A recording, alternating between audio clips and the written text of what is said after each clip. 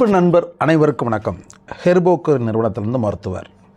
தன்னுடைய கையில் கிடைக்கிற ஏதோ ஒரு மூலிகை வச்சு பயன்பாட்டில் குளிச்சுட்டு இருந்திருப்பாங்க.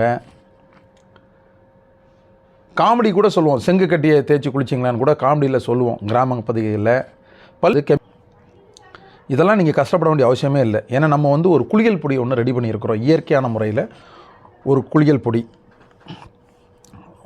எந்தவித கெமிக்கலும் இல்லாமல் மயிலம்பூ, வேப்பிலை, மறிக்கொழுந்து